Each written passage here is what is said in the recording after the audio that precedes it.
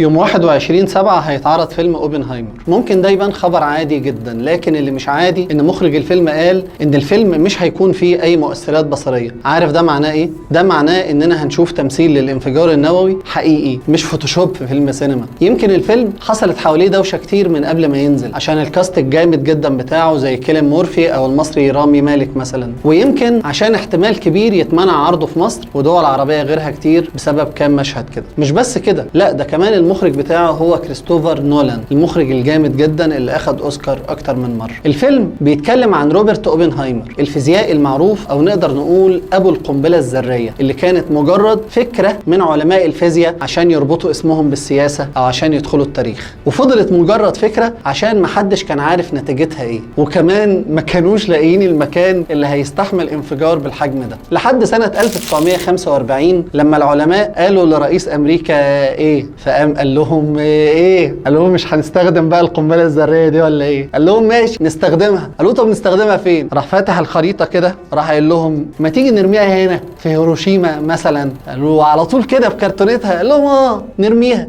رموها. بعد 3 ايام وبعد كل الكوارث اللي حصلت وملايين البشر اللي ماتت، قال لهم ما تيجي نرمي بقى واحدة تانية من البتاعة دي الأولانية على اللي جنبها ناجازاكي. راحوا رامين.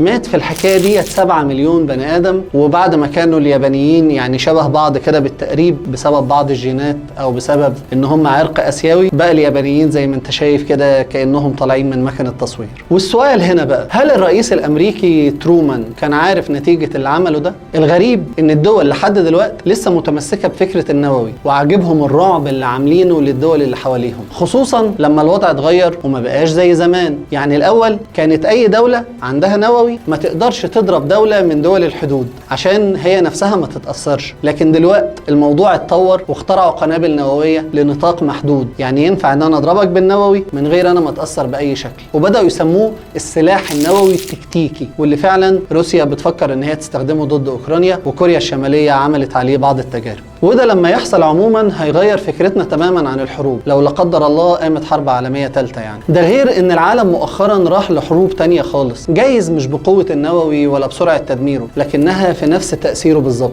زي الحرب البيولوجية، الحرب الإلكترونية وغيرها. خناقة البطل فيها هيكون الفيروسات والابليكيشنز، لكن الضحية في القصة دي هيكون القطيع اللي ماشي وراهم، او بصراحة اكتر يعني احنا. في النهاية النووي سلاح فتاك راعب العالم كله، وعشان كده لما فكروا يعملوا فيلم يجسد حياة اوبنهايمر بقى ترند قبل ما ينزل، قول لنا انت متحمس تتفرج على الفيلم ولا لا، وقول لنا متوقع مستواه هيكون على قد الدعاية فعلا ولا هيطلع اي كلام، واستنونا دايما في اخر متر.